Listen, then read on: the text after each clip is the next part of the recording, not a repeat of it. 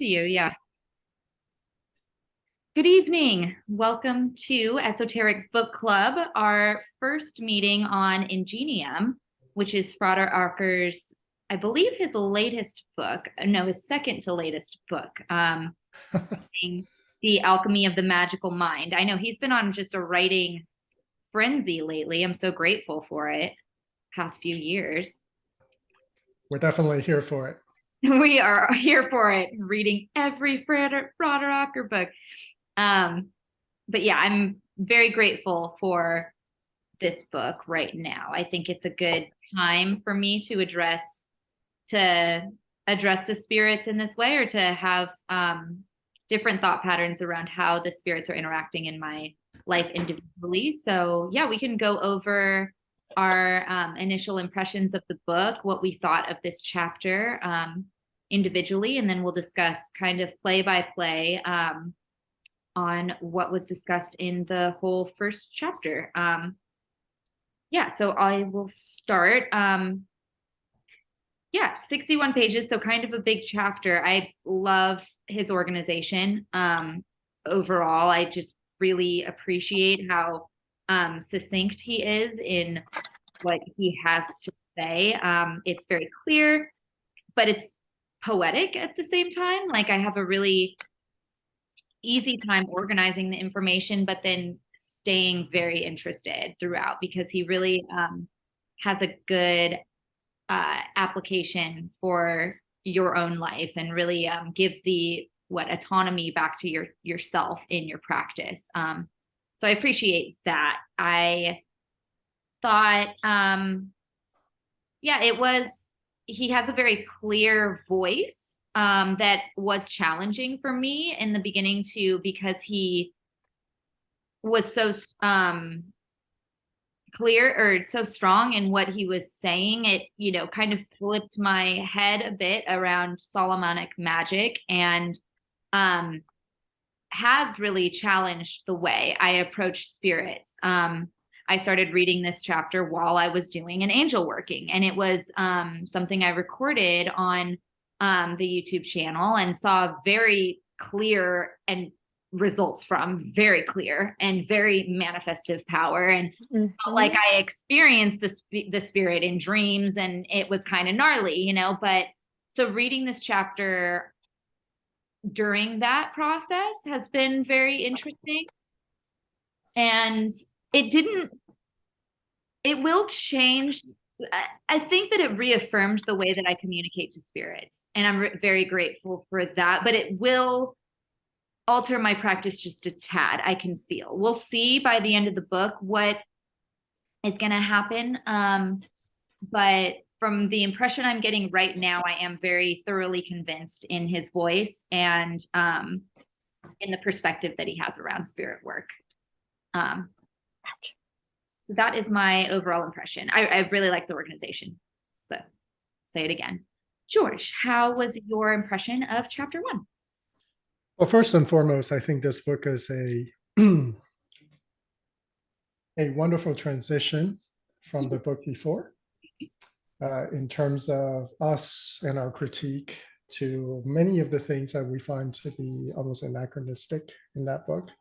This book is like, we continued, and many years have passed, and now we have another voice speaking in a very knowledgeable way, in a very practiced and experienced way, in a very academic way as well, in some ways. So I really appreciate that change of tone, that is refreshing, at the same time also rigorous. And I enjoy a good rigorous magical read. So as you guys know from my enjoyment of the last book, I really do. Richness, right?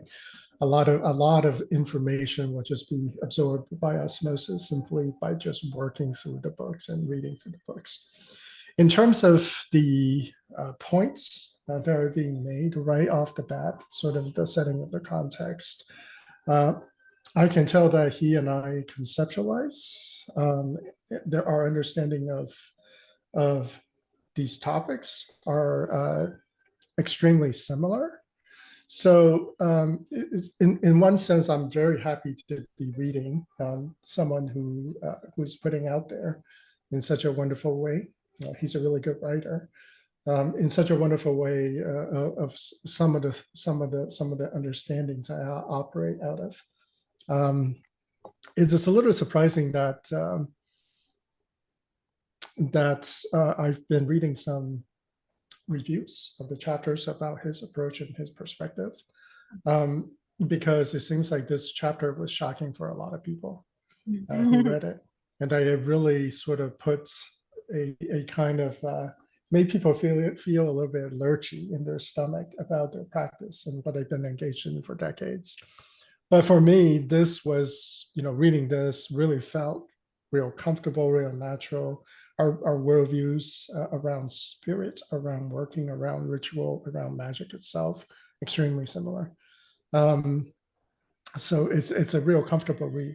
Secondly, I am actively looking for things that we do not agree on, and that's going to be a goal of mine through the entire reading of this entire book. But so far, wonderful, wonderful writer. Awesome. Agreed. Britannia, how was your impression of the chapter? Yeah, like, okay, it's funny, the shocking part wasn't like shocking or jarring, but it was definitely you could tell it was an extreme view. So even from like the preface, like the whole like ode to Pericles, and that whole like bring forth as a fruit of myself, I really enjoyed the premise of his approach, even like before he started. I want to go back to like the phrase "made the serpent bite its tail," but I'll go back to that when we start talking. But yeah, I loved the organization. I loved the use of the excerpts. It wasn't heavy-handed. Like I think the last book, a lot of the critiques we have are so like, yeah, so inconsequential. Like that's not this book. Like his writing is very modern, and I really love that. And I think it's even modern for our times, which is what I need like right now. And I think this is a perfect time, like being like second year, coming into my second year of like interacting with this, to have this be a part of my basis. I'm very excited about a lot of his approaches with shamanism and his viewpoints on spirits, and his interaction with them. And I think his his accountability and responsibility as a magician, and the way he imparts his knowledge and wants you to do the same in those ways of having like accountability and responsibility, and knowing where you can stray or what things can like lure you into like a different interaction that you'd want to have. Like he really goes to the heart of those things very quickly, and I really appreciate that, especially like having like the cautions at the beginning of like my journey. I think is a really important thing to have like from a teacher. But yeah, I love his take on even like good and evil of spirits and like demons in that sense, and like his take on the four kings. I think he even kind of dives in like, or there's like an assumption of like the nature of man as well, where it's like the nature of the souls are neither good or evil, the demons or the angels, and it's like almost like the same thing for man in that way, where it's like there's no inherent good or inherent evil, there's choices. And there's ways you interact with your experiences. And I really like that accountability. And I think that it's already impacted my magic reading this. I was doing an angel work too. I'm seeing quite the results right now. But it's been really good having like the end of like one element and then starting a new element. And the element that we're starting is air. And this is a very air book to read in a lot of ways for me. So like, yeah, I really love his writing in this chapter so far. So yeah. Awesome. Well, let's dive in line by line now. Oh, could we start at the Preface? preface where he says, "May the serpent bite its," or the preface, "May the serpent bite its tail." Yeah, go. Like, what did you guys take on that? Because like, I thought, like the serpent biting its tail with the Ouroboros, so it's almost like the continuum of something, but also I find it to be circular instead of spiraling. So I was kind of like wondering what you guys thought of that sign off. George, do you want to address, you probably know more of the historical context in why magicians say that very often, though. That's like a very coined phrase for magicians. I mean, that's it's powerful and I love it, but I wanted to see what you guys like had background wise for me there, because I was like, I don't think that's like, I mean, I love that he uses that signature, but he certainly did not like come up with that. I don't know which magician I could even point to saying that it is, because I think it's just kind of one of those things that a lot of people say. I'm not sure if that's based on the schooling that he went to either. Like maybe that's something that they use as a group. I don't even think it would really matter though, because I think every order would kind of say it. Like it's just made the serpent bite its tail is like like it's like completing the, I don't even like, I see it as like a karmic circle of like, but it's like the human expression of DNA karmic circle, kind of like continuing on the work. Like may the work be continued, may it be fulfilled, may it fulfill you as you fulfill it. Okay. Rich, do you have more context? It's an ancient alchemical symbol. I mean, obviously, it's time immemorial. This is one of those symbols that can be found in almost all places in all kinds of forms. Oh yeah, I love the symbol. I love the symbolism of it. But yeah, I wanted to know the because for me, I kind of see it as like a circle that kind of almost like traps you though, because it's supposed to be kind of like a warning in a way. Like I thought. I didn't read it that way. For me, it's a reminder that what is new will be old, what is old will be new again. And with every cycle, every turn of the spiral, right, there is new development. We gain understanding, we gain wisdom, and we recover from past things that are lost. And in every working, every cycle, there is a set pattern of this, and we continue the work of spiraling. And it's just, we're just in a long continuum of the work being continued, but in fresh and different ways every single time. But really, it's at the advancement, right? It's infinity. It's it's a symbol of completion, completeness, and it's also cycle. There is distinct phases to this. There's a head, there's a tail, there's a swallowing, right? So it's a for me. May the serpent bite its tail. It's kind of sets the tone for the book, in which he is now talking about the recovery of a point of view that was prevalent. The uprooted nature of the West. Yeah, that's been prevalent for a long time, and due to the development of the West, has been modified in a particular way, and that it is now time to reintegrate that information. Either that's the tail or the head, depending on your inclination, is to reintegrate that information for new things to happen, right? For new combinations, for newness, for a more complete understanding. So for me, it's a setting of the context for the rest of the book. I really do love his. Well, I agree with, as many of you know, due to many of the openings and many of the discussions that we talked about, of the human as being a consciousness imposed upon matter. And that this consciousness is composed of many, and that it is many of these are non-human, and that we should not interact with them in a way that assumes humanity and all of our assumptions. But we should meet them where they're at. And with this understanding, I believe what he's just suggesting is many of the interactions become more natural, less formalized, less abstract, and certainly less artificial. As the first chapter clearly suggests, that is a worldview that he is pointing out.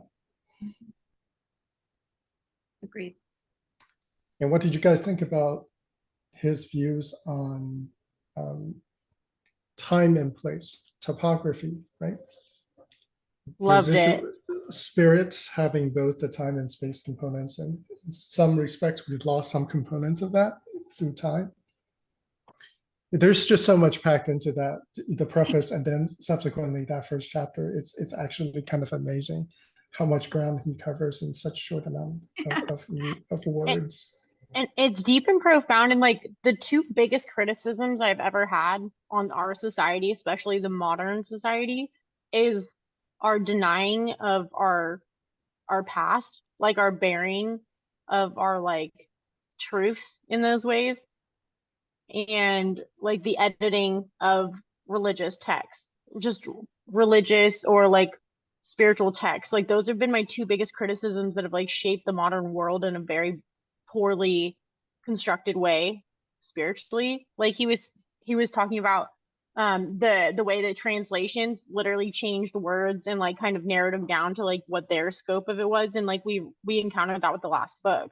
And so I felt so good to hear that from him right off the bat, because that's one of the biggest things that makes me like distrust not only just people but like interacting with like books and ideas and stuff. Like I love them, but that's like where my little red flag for like biases comes up, and I'm like, oh, this person can't be a they're not a reliable narrator because they're askew by this thing.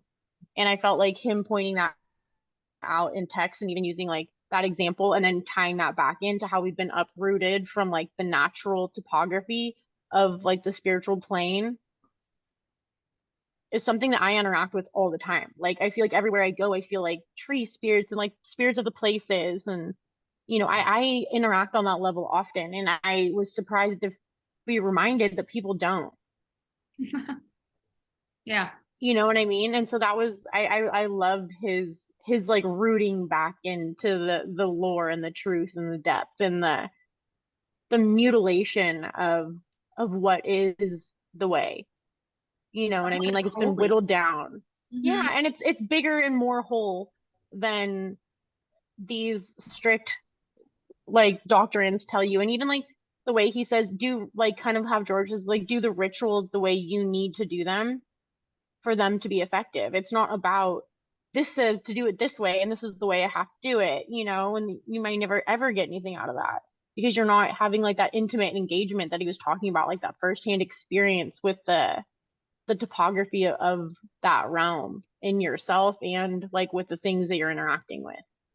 And like kind of brings back to what George said about like meeting those things where they're at.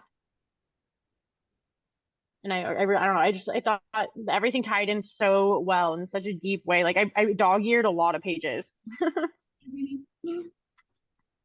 Yeah, I mean, that's where I started to get a little you know jarred, was where it would be um because I do like the traditional aspects of ceremonial magic. So I think I don't think he is, I think he's challenging the notions behind them, which I completely agree with. And for somebody who is as anarchist as I am or whatnot, or as, that is very like, I do like to have instructional things when it comes to ritual. So it's going to be interesting to see, like how it adapts to my practice.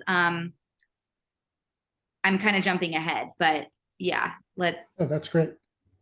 No, do that because I think it kind of all ties in together too. So it kind of like weaves We can jump ideas. around. No problem. Okay. I mean, Let's jump around. At the end when he, says it's meet the spirit where you're at. And that's something that I would like to spend. I feel like I do that because magic is kind of just the basis of my life now. I mean, honestly, my spiritual path is my life. Like life is spirit is life. So I do approach every day with that lens. And I feel like that helps to meet everything spirit where it's at, wherever you're at.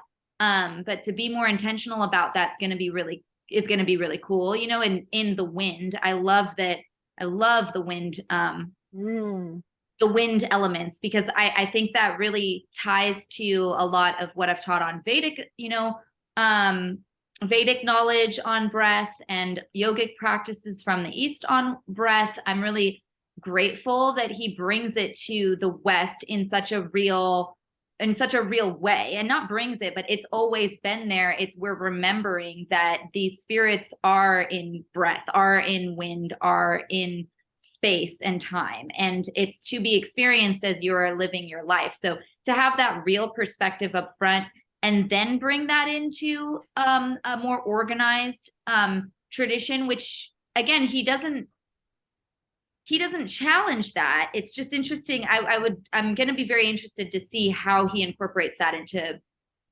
practical practices, into steps or whatnot. Yeah. I think especially, sorry. Go ahead, Britannia. Oh, no, it's fine. Oh, I was just about to say, as I was reading through this chapter, my first impression is this book is not really written for a beginner of magic, or maybe even somebody who's been doing it for a little while. Because the assumption is you have moved through enough of the formative stages of magic to begin to understand the kinds of perspective you need to have to move beyond the point that you are at in your experience. I think for someone approaching magic from zero, you don't know anything about it, and then you are lucky enough not to end up just in a tradition that really has been corrupted or has not been passed on in a kind of or practiced in a faithful kind of way. So I do think that there is a place for tradition, and that tradition should begin to open your eyes even as you're moving through tradition, as a beginner to some of the essential activities of what you're learning as a craft, as an art. It should introduce you to all those elements, but you should also begin to understand after a while, after you gain some competency in the requirements of the tradition, where the tradition comes from. These are the questions you'll start asking. Wait, where does the ritual come from, right? How does this ritual work? What is the history behind this? These are the questions you begin to ask after you kind of know these things pretty well. You've done them enough to begin to want to adapt the system to yourself and your own efficacies. And this is, interestingly enough, in these places within these traditions is also talk of you specializing in some aspect of their tradition, right? You can't cover everything, but you can be a specialist in some aspect of this. And those questions then become very relevant. In relation to this chapter and what I was saying about the assumption is I don't think this is written for a magical beginner. I think although a magical beginner can read it, maybe it goes somewhere in the back. And one day they're going to understand that with what the perspective that is provided in terms of worldview assumptions this book is providing will actually accelerate and help them transcend the barrier of their traditional system when it comes time to, because there is a point in every traditional system where that's going to be the case. You cease to be the student and you're expected, and sometimes you're even called the master of that system. And the difference between that and somebody who's just a student of the system, right, is that you're now having to explain, having to pass on these traditions, and you have to now make that system your own, or to say the system and you no longer ceases to have Separation. Any kind of separation, any kind of formalism between you and system. You are the system is you. And so whatever comes out of you is actually the effect of that system, or in many respects, you are now the inheritor of the system, and that you are now passing it in the way that you see fit, because now you are the system. You are the authority for the system. So there's two respects to that. There is the training aspect, there's the formalism, there's learning your ABCs. And then there is, I know how to form sentences now, I can write essays, right? I can write essays with great efficiency, or I can write them with less spelling mistakes. I am writing something that is, that is mind-blowing, because I know how to use language. I know how to transcend all of the rules. And I know why I do so, because I know the limitations of my training system. So I got a real strong impression of that as I was reading this first chapter. Agreed. I mean, that brings us to a good discussion on the 4 demon kings, right? which is really exciting to hear them presented in this way. I have done light research on goetic practices and definitely wanted to incorporate them into my practice at some point. But again, it never felt as accessible as the way he's explaining it here. Like, it definitely, I'm grateful for this knowledge before diving into it necessarily, because there have been opportunities for that, in a good way, because I don't want to go into work with anything that is labeled demonic or whatnot without really having a clear framework for where I want to meet the spirit at that time. And it never felt right before now. I don't know that, I mean, it's not something I necessarily need to adopt tomorrow, but I'm so grateful for the framework of non separation of spirits in these categorical hierarchical ways that has been presented in works by predominant magicians of the past, that he is able to really give a historical context for why these separations have occurred, how the names has changed the shape of what these spirits look like, and how they interact with the magician or the people summoning. It's just very good to read this perspective from that way before approaching that work, I feel, for me, because it wasn't clear. And that's always how I felt about it, is these things have a lot more primordial oomph than I feel is being presented in the work that I researched before this here. So I'm excited to dive into more readings like this. Has anybody changed? I mean, George, you've worked with some of these entities, but yeah, I mean, for you, maybe Britannia, is that something that you resonate with, or how did you, I mean, we touched lightly on this, but how did you respond? How does this change your impression of goetic magic, I guess? Or does it? I think that before, he even points out, a lot of the things that we're exposed to are very structured. When we're first interacting with the knowledge, it's very much this is the accepted version of the ideas, and you're exposed to goetic magic and goetic knowledge in those kind of ways. And to have it be a little more abstract, but in a more solidifying way for me, I felt like I had a more personal connection with it instead of just an intellectual connection with it.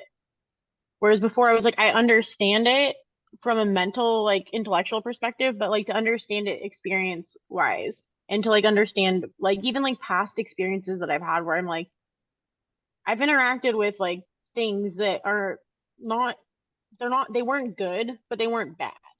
But they had an opportunity to try and be bad with me, but I had to be in a position to know that they could be good or bad, and to work with it in the way that I, felt right. And it was interesting to have more of a perspective in the sense that, I mean, even just assuming from a human perspective that another human is good or evil would make you interact with it in a certain way, and you could offend it or make yourself a victim to it based off of your interaction in that way. And I think that kind of created a responsibility and a depth and awareness within me that I kind of had but didn't really know how to explain. And so this was a very precise way of understanding what the fuck I've dealt with in my past, where I've literally been to realms where these spirits were trying to trick me out of my soul.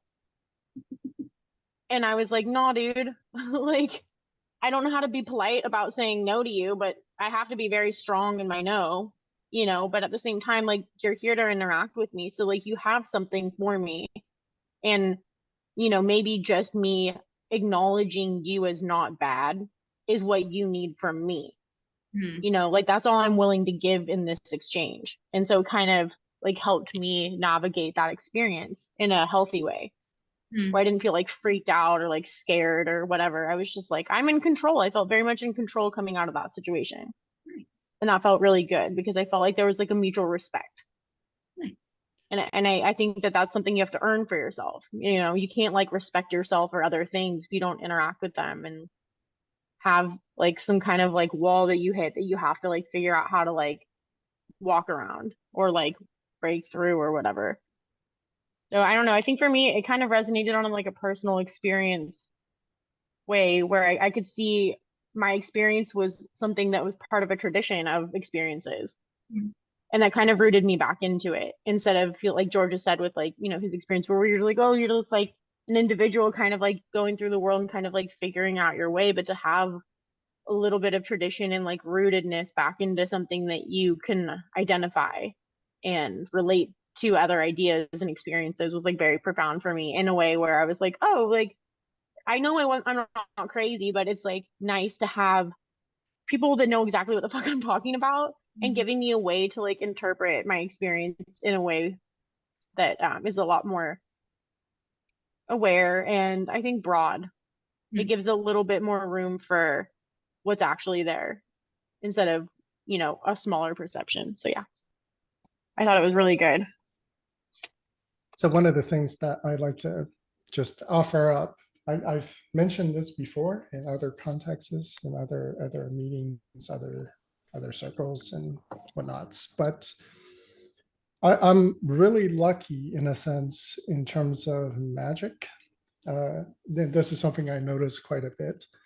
And it really does stand out as a difference between someone who is from the East, specifically from a particular version of the East that came out of a particular time with a particular preservation of traditional culture.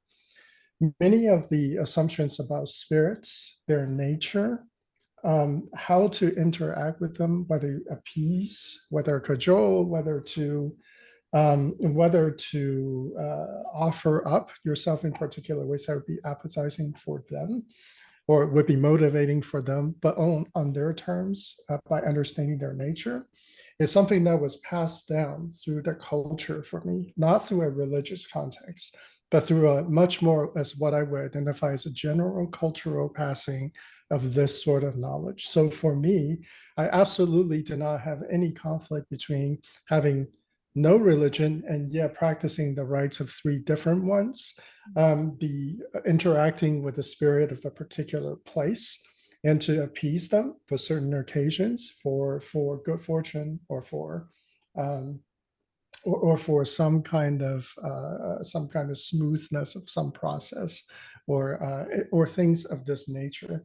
Or to say it in another way, I've been brought up with all of these things firmly preserved.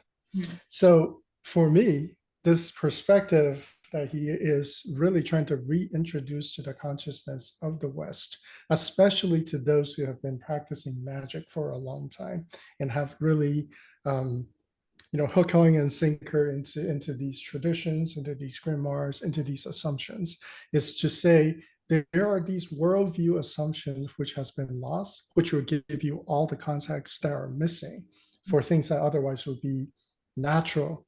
You would know how to interact with these spirits if you only just remember that maybe this is something we have lost Yeah. along the way, and begin to really be able to trace back the strategies, the development of all of these techniques, all of these um, ways of interaction with much more of a context that allows you to make it your own, that allows you to understand it from an organismal sort of perspective, from Mm, you as a person interacting with something else, perhaps non-human, perhaps more human-like, right? Like, for example, the formalization of many of the personified gods. And these are things that would seem very challenging if you only have been brought up with a pretty strictly Judeo-Christian assumption, mhm, or even just a purely scientific Western worldview, because those kind of ways of understanding interactions in the world has entirely been supplanted by different worldviews, right? By different assumptions, and these things are so deeply embedded that you can't see around the corner. Mhm. You just have these, and so you have a lot of questions, but you don't have any connections to the way to find out how to really get to the answer of these in a natural human kind of way. So mm, then, especially today, you tend to go to the experts because that's just what we do, right? It's impossible to understand quantum physics by yourself, so you go to the experts, right? So science in some ways has become our religion. Other people have really, really gone the other way with religion as well, right? Extreme orthodoxy, because they have been disempowered to really know that they can reach the answers for themselves.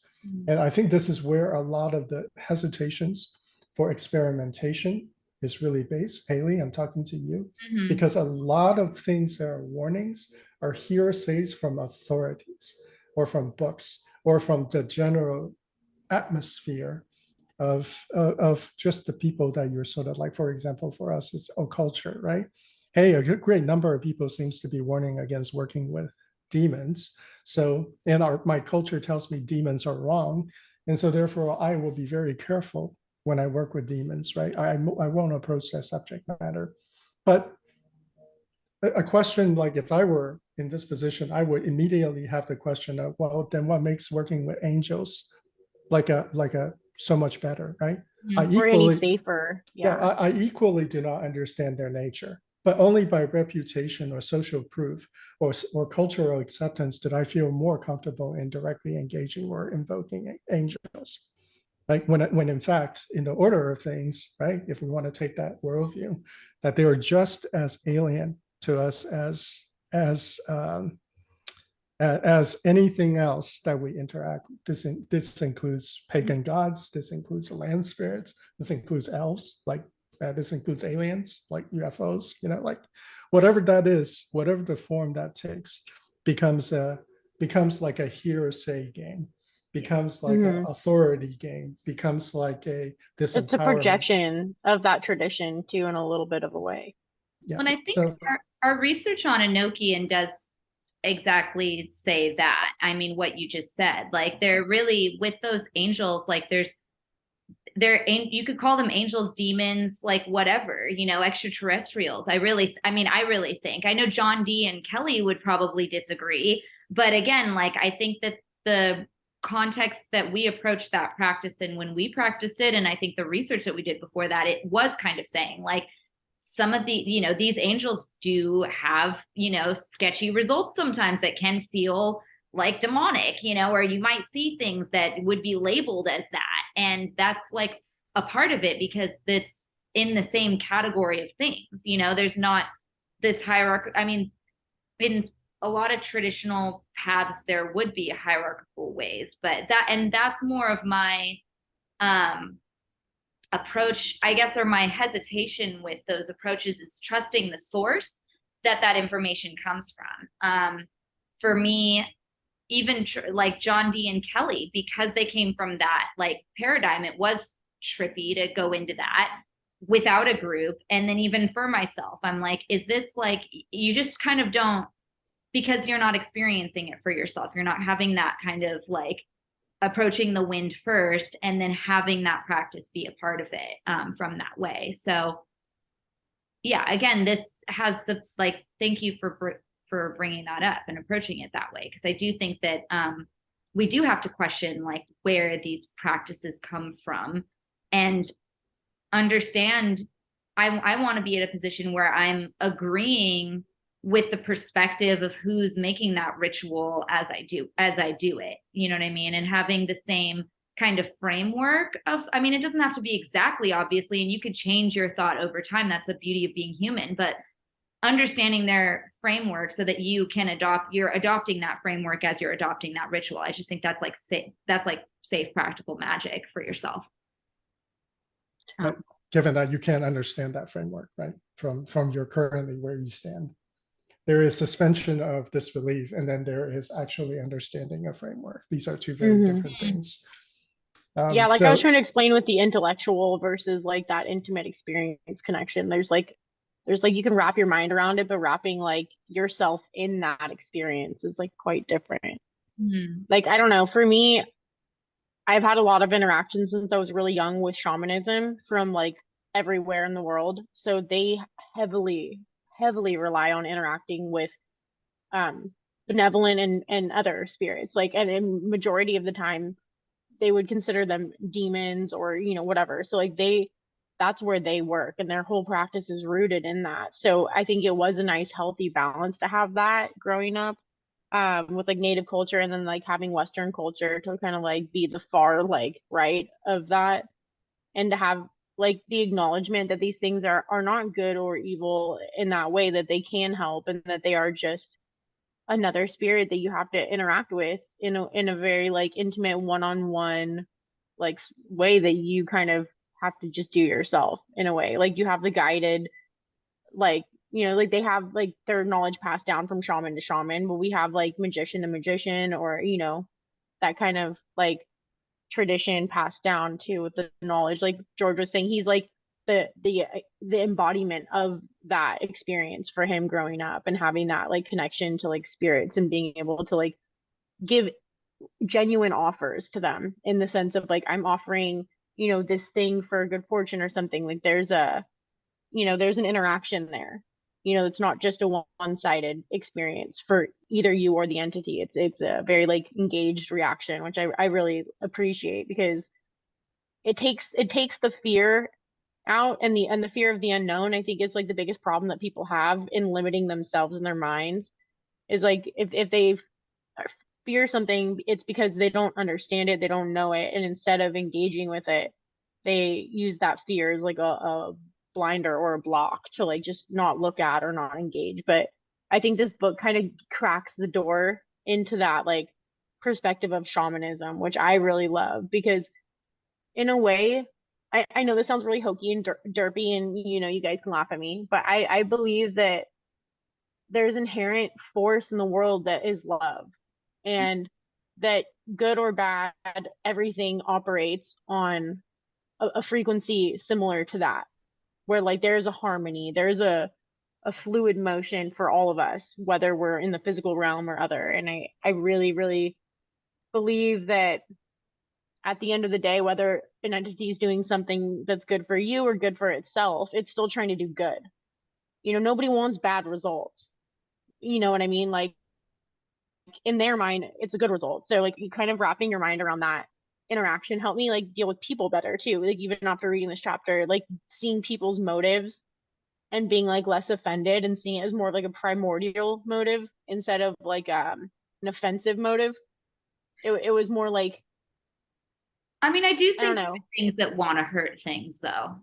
Like I don't know that, but I think that's, yeah, I agree to the most part.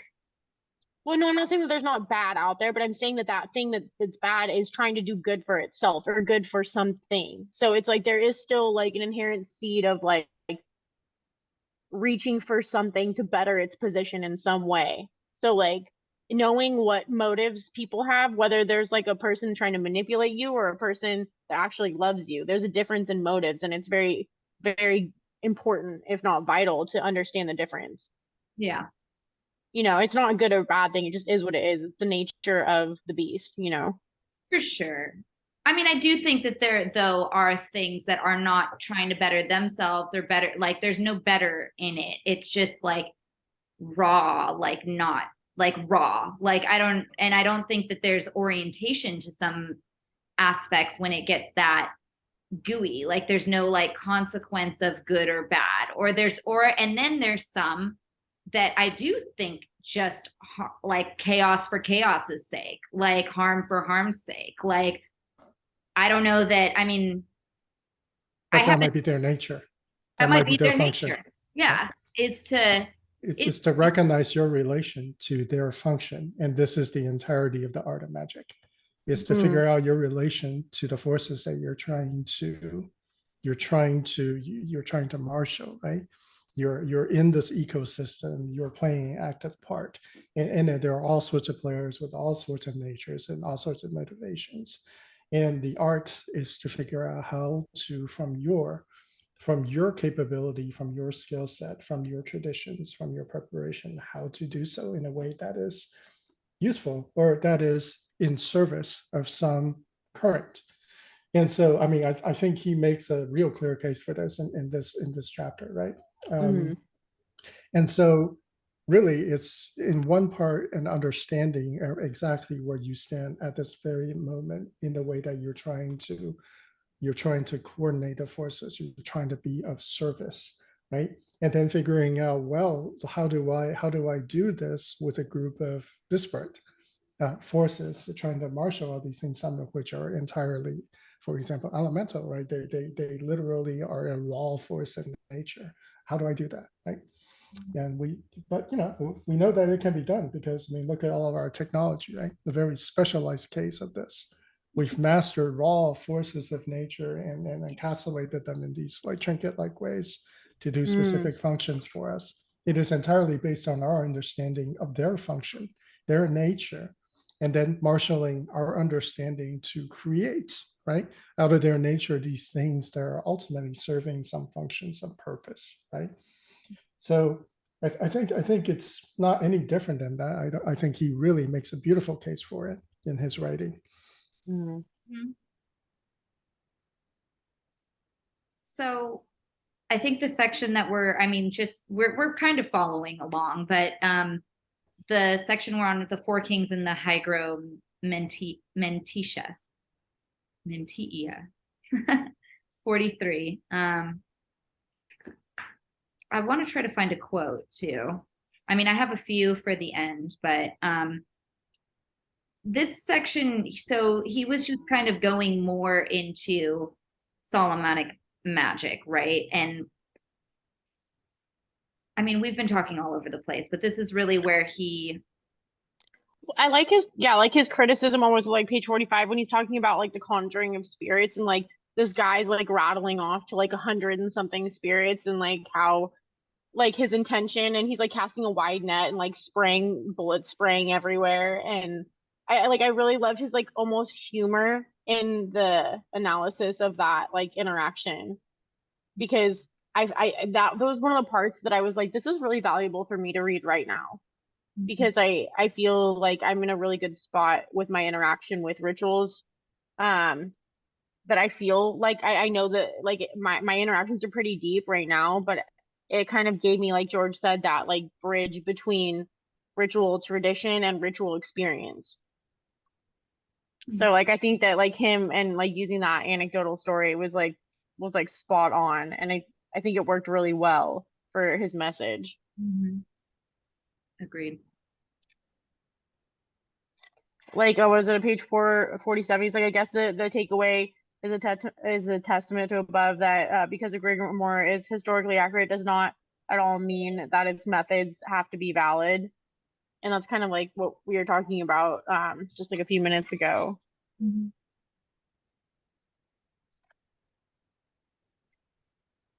Yeah. And it reaffirmed the way I talk to spirits. I think I've said and not to, I'm not trying to toot my own horn or anything, but like in my room of my, magic room, or whenever I approach the space, it's like, I like to think of it, I mean, and I think I've said this in the past, I talk to my cat in like similar ways, not as like a pet, but like as like a loved one or something that I value and cherish and like uphold in my life. I mean, spirits and my magic has a little bit different of an orientation than like my cat would, but I'm glad to have that type of like interaction. And it kind of reaffirmed at least the way I structure like the parts that I write for myself, that I'm speaking to the spirits. Like I'm grateful that at least like I still have that in the background, that like I'm approaching them with some like genuine kind of like authenticity. Like you would talk to somebody that you'd want to actually be interacting with or have a exactly relationship with. Yeah, well, because he talks about how there's a tendency to project human officialism into the spirit realm, which I really thought like nailed it. Yeah, totally. And like kind of bringing back what George said, it's like you relating to the nature of them as much as they're relating to the nature of you, like as like spirits and stuff. And I think that's definitely what you have with Kiki. You know what I mean? Like that. I think that's like a very like good example of that. Yeah.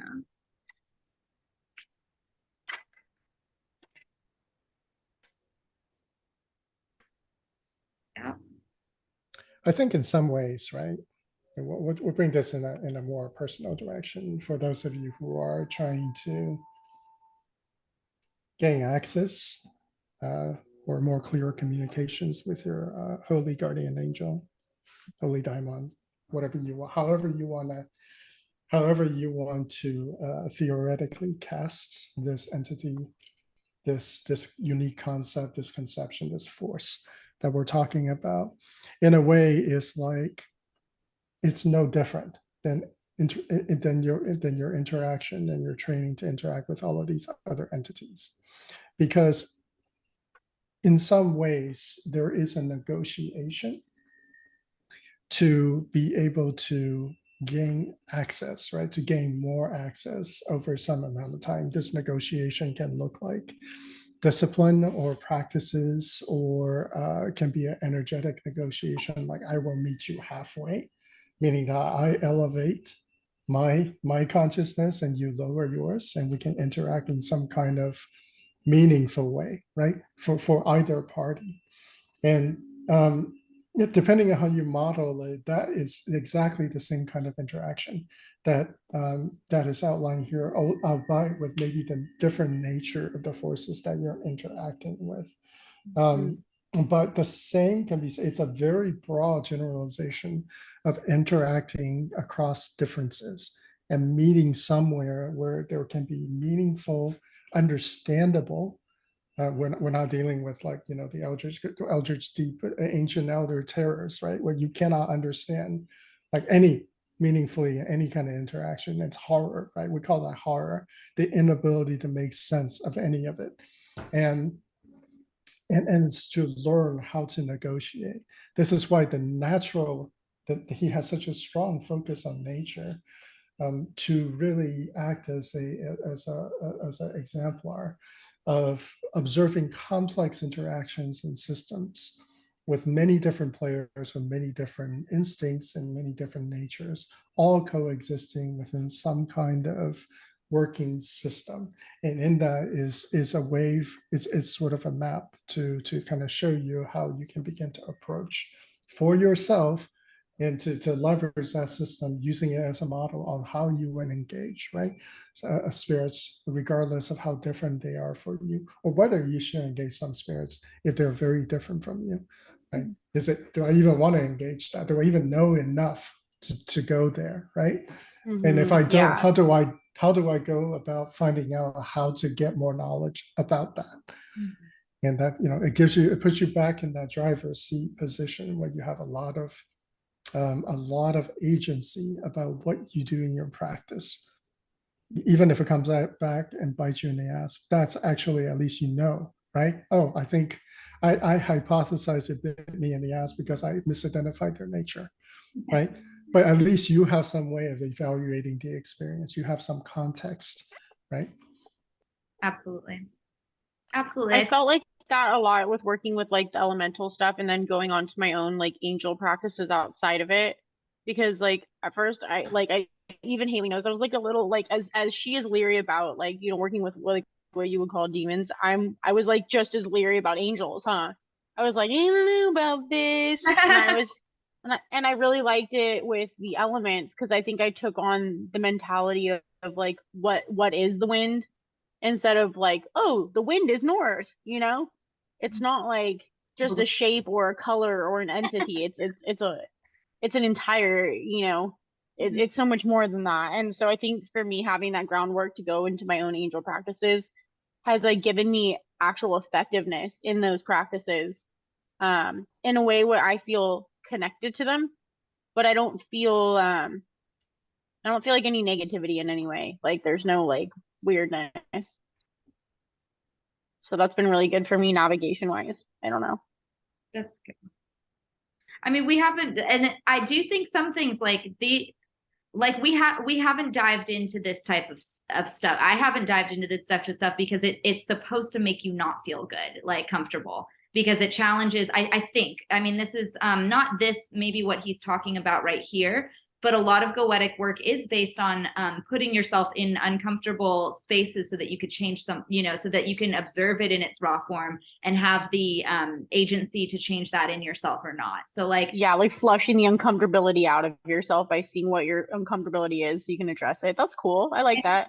he talks a lot about that in Holy Daemon, because we were reading his life falling apart as he, because that's literally the process of meeting with Saturn, and his Saturn rituals just ripped him to shreds. I mean, and it was working with Saturn. I mean, these aren't these spaces, like, yeah, sometimes should be very uncomfortable because that's where the most amount of change happens. But I don't think I think we're doing it right. We're 2-3 years in. Like, let's calm down. We don't need to like We're babies, yeah. right now. But like, eventually, I'm excited to rip my life apart. It's just part of the game. I mean, Yeah. to be real though, like I think in a lot of ways, like I was kind of at a precipice of like ripping my life apart in a very shitty way, like not magical way, but like in a stupid way, like that That was society kind of intentional. allows us and facilitate Yeah. no, just like my perspective on relationships and interactions toward and like the way I related to people and ideas and futures and past and stuff. And I think that for me, like this has definitely been such a healthier way for me to navigate life just in general. Like honestly, like I don't even think I could pay a therapist enough to do as much work as I've done in this last year. Yeah. Like You're lucky because you have a group of people to really act as a ground, right? As something that you can you can keep yourself sort of within the environment where the overall atmosphere is very healthy.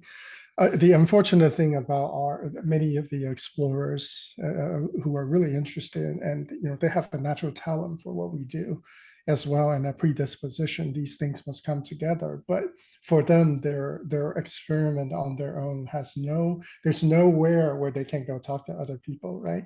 And oftentimes, a lot of people really get lost in that step of the process that they never can really recover from.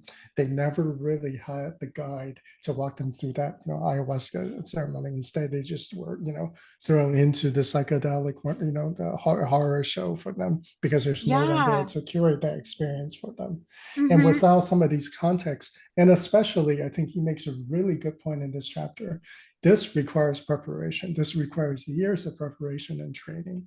You do have to be fairly confident about your ability and to handle up to a certain point of an experience and push yourself just slightly further so you can grow beyond those experiences, those interactions, right? But you want to do it in such a way that you won't be destroyed in the process. And this I think for me, the distinct feeling I get from practicing magic is that over time, it has really made me an expert in how much discomfort I can handle at the present moment, and that I optimize that experience using that litmus at this point in what I do. For me, it's always about maximizing to the absolute breaking point of my discomfort. So in some ways, you have to learn about discomfort, what you are comfortable with, what you're not comfortable with, instead of just accepting something should be comfortable or not comfortable, right?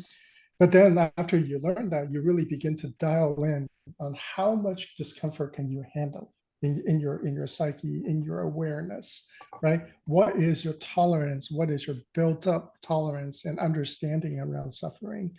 And in that, right, then you begin to really dial in and say, you know what, I'm going to push it right to 10.5, right? Just beyond my ability to control it, because I want to learn, because I want to learn at the absolute optimal place without being destroyed by the process, or at least have some ability to recover from that process based on my level of training, my current level of understanding, my own ignorance, where I think that's at, which can be discovered by this pain point, right? So it's a really, you really can dial in, you really can get specific about the optimal rate that you actually in time can handle at the current moment, or even sometimes from minute to minute in a day. Like, it's like, sometimes you have more tolerance, sometimes you have less. depending on Yeah. what's going on in the astrological influences and whatnot. But these things really do serve a pretty educational role for people. This is something that you were saying, like Haley. Yeah, there are really some things I want to stay away from good because they're uncomfortable. Right? Good, because you're recognizing that something about this is uncomfortable for you. And really getting to the bottom of that discomfort is probably one of the best instructors. And you don't even need, in fact, nobody can tell you, right? You don't even need like somebody else to really help you optimize your magical experimentation experience based on nothing but discomfort, because you can really dig into that. Like, why am I uncomfortable with this, right? In what other situation am I comfortable, and why is this one uncomfortable? What exactly makes this uncomfortable, right, for me at this present moment? Do I even want to look at that, right? Because most of the time we know why we're uncomfortable. We just don't want to. We just want to say it. Right? We don't want to bring it up. We don't want to make it. Get past the filters up to the consciousness, because then we have to look at it. Because then in that moment we are uncomfortable, looking at our shit, right? Looking at our incompetence, looking at our self-judgment, right? Looking at all of those things that really make us want to like put those things aside, or push them down way down deep inside. So yeah, magic is all about discomfort. I would say that is one of the tenets of magic. That for me, as someone who practices, right, is a central like characteristic of magic. Is that it's always uncomfortable. It's always uncomfortable. What's anything worth doing. It's a requirement for change, and I think this is magic is alchemy is about that transformation, and you have to go through those things in order to grow. So when it's like expanding a little bit beyond like your current capabilities, in the sense that that there's something farther out, and then you could be aware of it instead of like necessarily having to understand it yet. Like, it gives you the room to grow. Like, you've expanded this far and you're not contracting back. You have like, it's like replanting a plant in like a bigger pot, and it's like its roots haven't grown far out yet, but it will. And I think that like one of my favorite things about magic is there is no pushing things aside. There is no shoving it deep down. There's only interaction. There's always only interaction.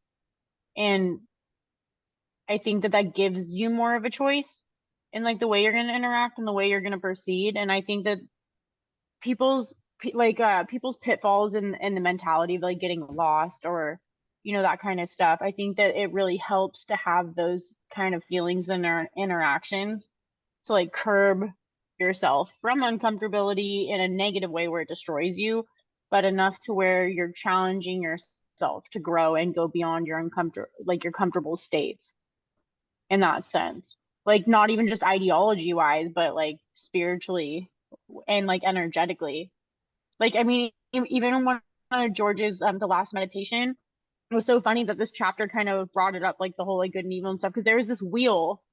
It was like this circle like this, and it was like silhouettes, like kind of like Egyptian looking silhouettes, and they were angels and demons, but they were like turning into each other, like morphing into each other, but like in a circle. Nice. And that was like part of one of the things I saw in the meditation. I was like, whoa, like they're really talking to me today. that is one version of the Ouroboros you saw. Yeah, no, I've seen it a bunch of times and I love it. And I have like a pair of earrings with it, and like I'm super into it. But part of me challenges the idea of it because I find it secular instead of spiraling. And I think in a way that like the statement of the snake biting its tail is almost like it's not like admitting defeat, but almost like in a way where like if you admit that everything is secular instead of spiraling, where it could be secular but growing, I think the idea of just a closed circle sometimes bothers me because I find it to be two-dimensional. I think that's exactly why it's that, right? The symbol itself is a 2D representation for what today's modern mind would conceptualize as a 3D shape, when it's in fact an nth dimensional thing. It's not 3D either, right? It's not a spiral. Well, it's almost like an inverted torus in a way, where it's like internally infinite and externally infinite, but it's also like shifting within itself. I'll bring this down to a real physical experience, right? Like in some circles, when we get to certain places, and the inside and the outside is starting to blur, they will turn into each other, where outside and inside kind of loses their distinction. That is actually much closer to that's like one step beyond what the convenient modern conception of a 3D spiral actually is. Yeah. It's just in our turning thing. But like right now, our capabilities are kind of stuck at the 3D, 4D, right? To visualize something. But we have the capability of experiencing things at much higher dimensional levels. And so that is also the same-ish. I wouldn't call them exactly identical, but same sort of concept.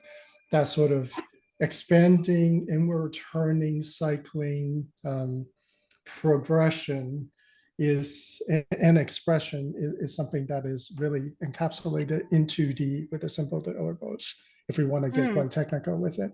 And but it's something you can feel. It's not like something you have to visualize, because it gets pretty hard beyond the third or fourth dimension to visualize this thing. But you can feel it in meditation when you go deep enough, when you access the right kind of level, where it's not a big deal, and it kind of translates and downloads, and some version of that will show up in your mind's eye or your physical experience, but you experience it. And that's how you're actually plugging into that current. Yeah, So it's like being in a current in the ocean and being caught in like a riptide where you're like, oh, I'm trying to get somewhere farther so I can like swim into this current, but you realize that this current is like pulling you because of all the other like currents and densities and salinities of the ocean and stuff. And so the idea that the concept that you're interacting with is so grandiose that it's almost in inconceivable, and that yet like you said, the experience is what makes you truly understand it, and like yeah, your part in it and your relation to like, I mean, not orientation in the sense of like, oh, up, down, right, left, yeah, but in that way where like even in the meditation where like you were having us kind of like scan peripherally, and like I was like I could scan all the way to the back, and then I'd like come through the front, and then I would bring it back in, and then I would go up, and it was like this very like visceral feeling that I was having with it. But it was also like I could tell that it wasn't me that was creating that gravity. It was like everything else, but it was my way of like feeling like I was floating in the current, and like yeah. which ways the currents was taking me. It was a very visceral experience that I enjoyed. With so Enochian is presented this. I mean, not I keep bringing up Enochian, but um when I was making the sigil on the wax, that's what we read, is that it is actually a 3D model of it. So I mean, that was cool to learn in the early stages of my magical career, because it is a 2D object that's trying to represent a 3D object that's trying to represent an nth degree object. So if you could have an Enochian, star thing that I had to, that I scribed into wax and have on my, altar, it's like, it would actually be, really gnarly. And that just kind of shows, the interaction with and then practically interacting with where that angel is oriented in this 3D space and where you comprise of that. Like, I really liked the interaction there. Yeah. Yeah, they're almost like trails of energy that like pull you along with them, and it's like getting off at a bus stop or like a subway station. You're like, oh, this is my this is like, this is my stop The or whatever, and frequency on the cord of the string that's get connected. off now. Stop the bus. And so and this is really, it's a really good point to interject in this observation, which is many of the two-dimensional symbols that we engage in, that are metaphysical in nature and tends to encapsulate knowledge in and of itself, is of this nature. So in some sense, we can think of them, when we encounter them, as signposts. It's like something that says San Francisco this way.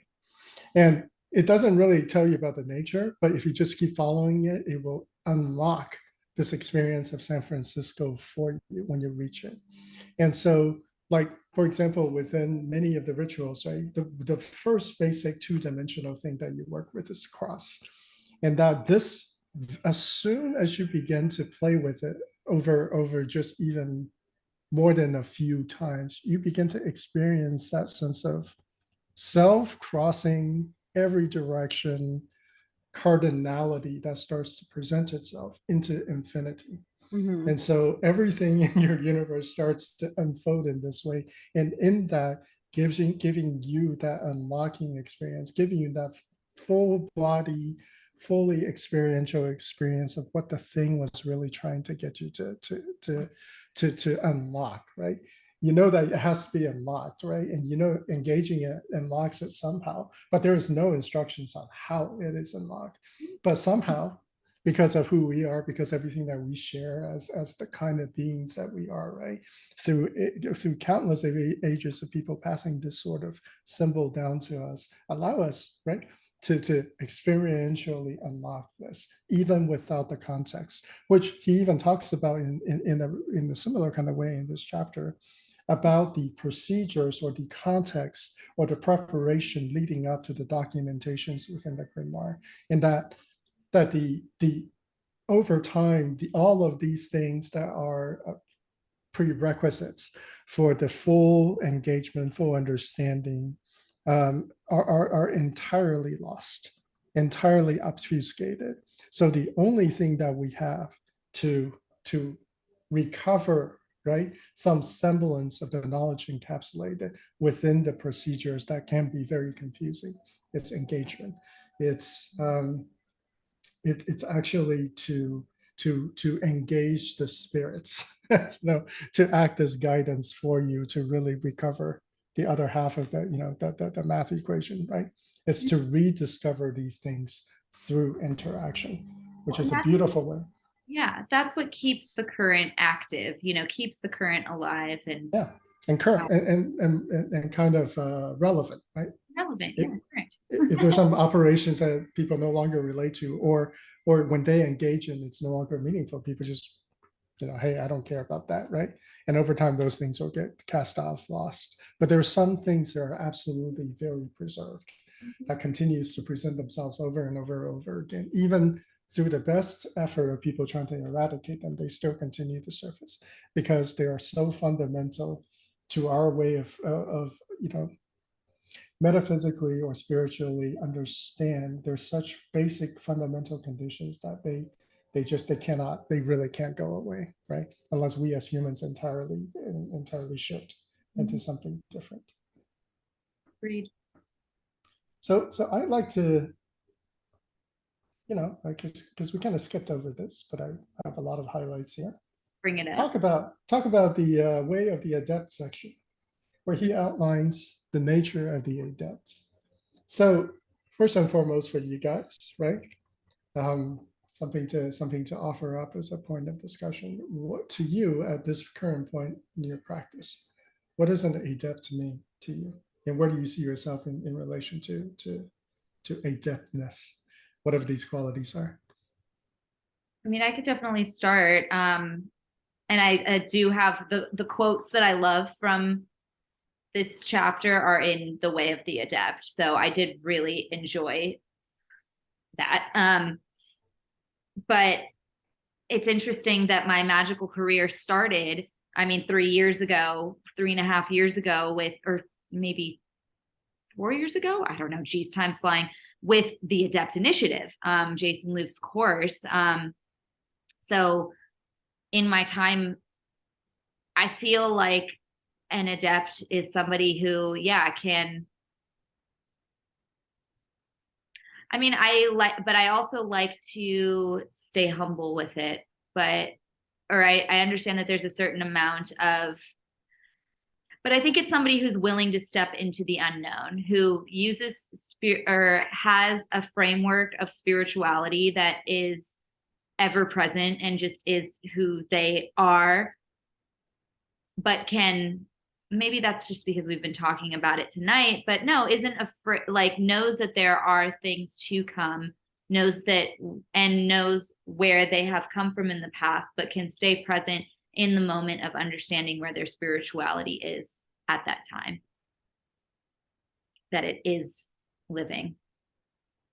I mean, I guess I'm just describing myself. I don't know. So I'm practicing right now. So I don't know if That's okay. I'm asking for your perspective, right? okay. Like, where do you stand in relation to it, and what do you see are the principal qualities, right? I mean, Something that this section really he gets into. He does describe the conditions, and we can certainly read some of these quotes to kind of refresh ourselves on what he is talking about, right? Yeah. I mean, like, I think that adepts are like different levels and layers. And I think for me, it's like you said, the spiritual structure, but I think it's the awareness of, it's kind of like the hermit with the lantern.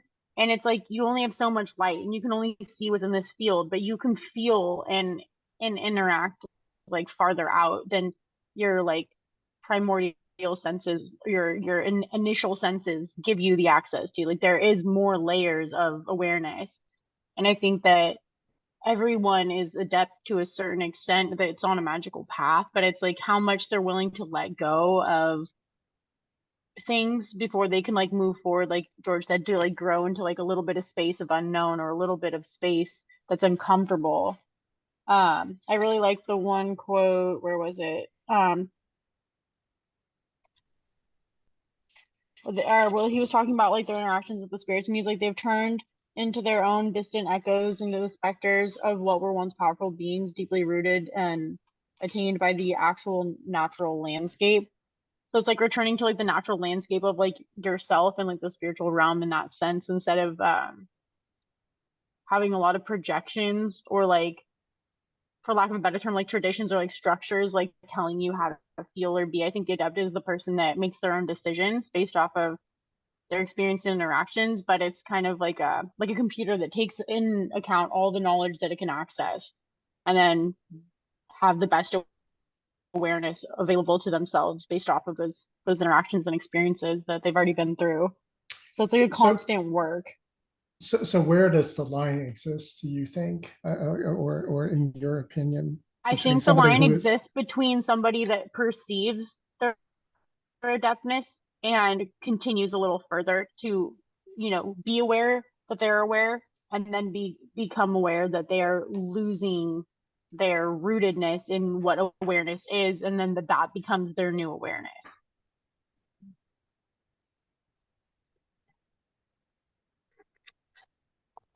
Yep. I think there's signposts though as well in your magical journey that totally do become like whoa moments. And I think those happen a lot, and I don't know all of them yet. So that's good. Or I don't know even a beginning of them, but enough to be like, this is what it feels like to have some of that. Well, it's like, I think it's like a peace within that uncomfortability. Like there's a peace in knowing that you don't know the unknown, but you understand the nature of the unknown. Because I don't know, I even really love this quote on like the bottom of 17, where it's like, it might be in the adepts do not strut around chorusing demons as if they were to stroll through an exotic zoo. They do not abuse spirits for juvenile power games, or neither do they mistake magic for just for another way of getting their adrenaline kicks, nor as a tool for constructing seemingly uncanny and unique identity. I think he like nailed down so many of the pitfalls of personality that could keep you from being adept, because like if you were aware of those things about yourself, then you'd be adept. But because you are aware of those things, but that's where your awareness stops, it's like you're choosing to be small. Well, I mean, I felt, yeah, in that, I remember reading that and feeling a little bit like, oh shit, like called out just a little bit, in some of it, like for especially our angel workings, like some things can really cross the line where it's like, am I just asking this angel to do something for me right now? And why? Has my personality only become as this weird magician, that likes to do weird things at parties, like, but not in a, but you know what I mean? Like, so I think that that's good to acknowledge. I think it made me more adept just reading that sentence. Yeah. And, There we go. Haley, that's great though, because if you're not self-conscientious enough to be asking these sort of discovering or questions that lead to further or deeper examination of your motivations, then I think you would really be lost. This is when people really double down, right, on the actions, because then they're busy performing the actions instead of trying to understand the motivations behind all of those actions, all those things that eventually take them down a aberrant path. And we see this all the time in esoterics of any kind, not just magic, right? They've invested so heavily based on really no sort of evaluation criteria of any kind in a place that is entirely unintended for anyone to go down those paths, but they have taken it so far that they've developed some pathology or some presentations of dysfunction due to that, right? People really can take themselves out of a place of really turn themselves into something that they didn't intend to do so because of their inability to ask the right questions at the right time. And once again, when you have people that you're hanging out with that are asking these questions all the time, or really trying to have discussions about it, you're naturally anchored to some of these evaluations for yourself. As you're listening to them, you're asking yourself, hey, am I really like that? Am I just like trying to be different? Am I just trying to like have this specialization that is difficult to access, right? I'm kind of a specialist. I'm kind of a, I kind of am this minor celebrity in my specialization. And you can really work on that and become like a internet sensation and whatnot without really examining all of your motivations. Just asking the question, right? Yeah. Certainly shows me that it's hard for you to go astray because you have enough wherewithal to stop and go, wait, am I being called out here, right? The fact that you're like self-evaluating against what you're reading, right, is a sign that it's a sign of healthy development. Well, and just to break the third wall for a second too, if anyone's like interested in joining in, that's joining in on the conversation, like, I don't know, message or say something, because it is valuable to have these types of conversations and have people keep you accountable and have groups that you can talk about, magical things with. Like, yes, we do solitary work, but it's good to talk about what you're going through so that you can keep yourself a little more grounded and more safe in your practice, to not fall into these pitfalls. The most called out sentence, not for me personally, but just in general, on page 17, though, magic is not a profession. It does not render a regular income, and by its very essence was never meant to do so. I felt that probably challenged a lot of people as they read it, in different ways. But what do you two think about that? Well, George, you never answered, I guess, what the adept means for you. Yeah, I can certainly try, right? It's a shifting definition. Number one, from an objective perspective, I think adept is a social construct, like in some way, in that there is a set point, and depending on the group that you're talking to, it's for some people it's a group agreement that you've reached a certain level of accomplishment in your practice, and that you have demonstrated enough competency with every single aspect of your traditions training to be able to do something with a set of skills that are basically your foundation. Mm-hmm. So you can do something, and you can do something new with that set of skills, not just repeat the same exercises, repeat the same results, plugging in the object of or the thing that you're trying to accomplish within a completely structured, a sort of ritual procedure operation. You're able to innovate on these base set of skills that you have developed some competency in, not even ultimate competency, just some competency in, where you can creatively be using these skills in combinations according to your design and according to your competency level. But I think from a subjective perspective, I feel like there is a qualitative element to an adept, in that the adept, when you encounter somebody who is adept, I don't just mean magic, but anything. There is this unspeakable quality about their craft, their expression of the craft, in which it resembles more art than science or engineering, especially engineering. Science can be quite creative. Engineering is about accomplishing things. But when you encounter someone who's an adept, the quality ultimately that they exude is one of not just competence, but creativity, art, right? Like it's so customized. They so embody these they're so competent in what they do. What they do seemingly to a normal person is magic. And in that, there's nowhere where that's more relevant than in the actual art and science and magic itself. Right?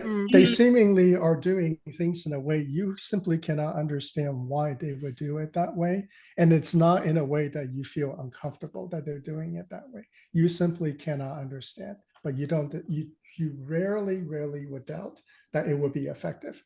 And in that, right, are some of the things I absolutely would look for qualitatively in an adept, aside from social proof, aside from earned reputation, aside from what they write, right? This guy, right? Probably, been an adept for a while and been walking the walk, talking the talk, writing the writing, right?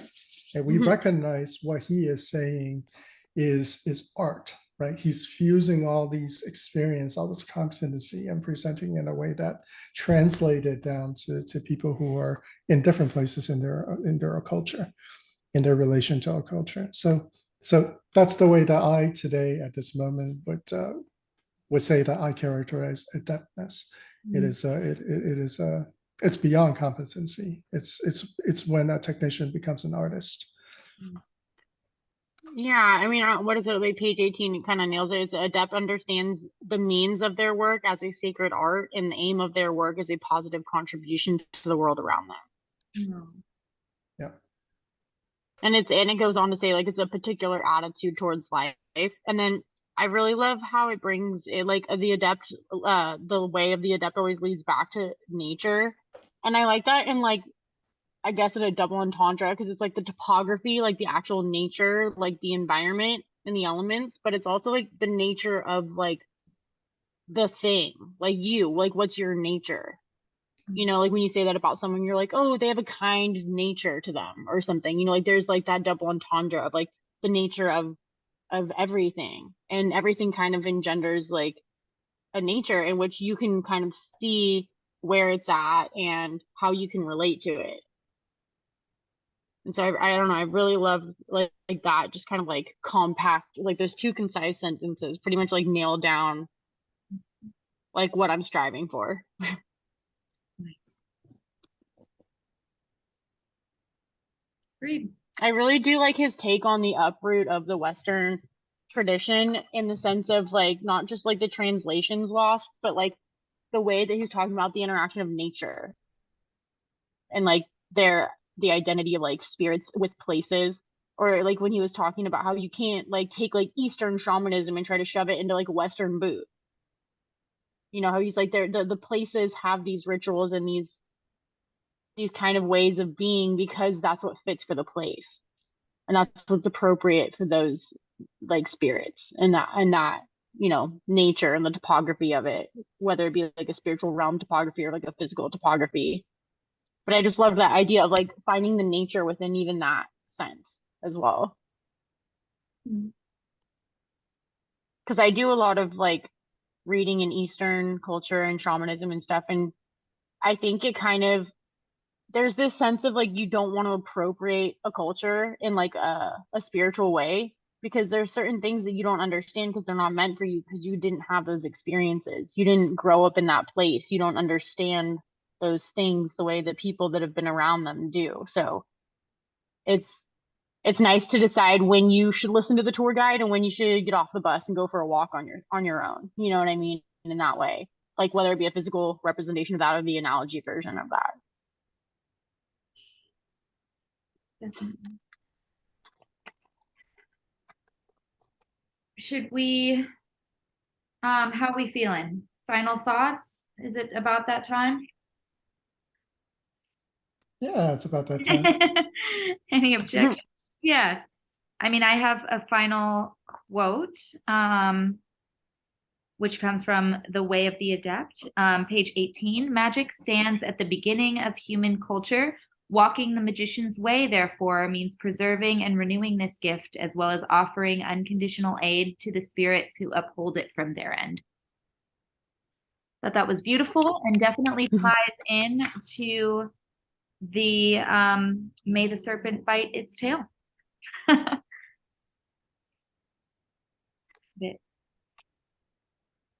Okay. So chapter 2, we're just gonna approach chapter by chapter. So I mean they're kind of hefty, but I felt total ease reading. I think we're all very good readers. So yeah. It's not like the previous book where 50 pages feels like, oh my God. Mhm. Holy cow. Yeah. I need to take breaks. I need to sometimes days at a time just to kind of chew through the material and the language and the assumptions. But this reading through many pages here seemed very quick and Yeah, the very next chapter is comfortable. 40 pages, so it's not as bad. Oh. This one was a little bit longer. The next one goes to 105, so it's not as long. Also, love the artistic representations in here. Absolutely beautiful. I was Like, just about to especially the say. front cover, the back of the front cover. Oh, I know. So sick. I want to, yeah. So he's posted this on I follow him on social media now because I'm low key obsessed. Not really in like good way, but he posted this. So I love the shape. Is that a 7-sided? Yes. Okay. Do you have theories? There's a 5-1 next to it. So a pentagram next to it. Mm-hmm. Do you guys know a lot about the Todd DeHent books? I like their symbol, but like they seem like they're obviously like magical book publisher, for lack of a better phrase. Oh, is that What's the name of the book? Oh no, just they're like the publisher, like the publishing house. Oh, okay. Yeah.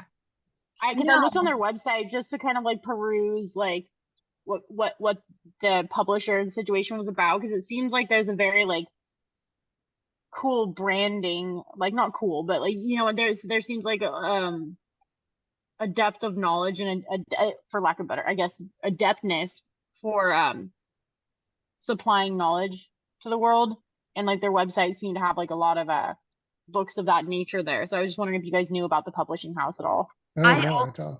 No, I only know Scarlet Imprints, which is where I thought, but I got this on Amazon, so which I don't like doing, but it's fine. Scarlet Imprints has all of his work. So it'd be cool to check out that one too and see if there's other stuff on there. But all right, I'm gonna stop the recording. Yeah, if anyone watching wants to reach out, just reach out. Right. Somehow. Some comment below.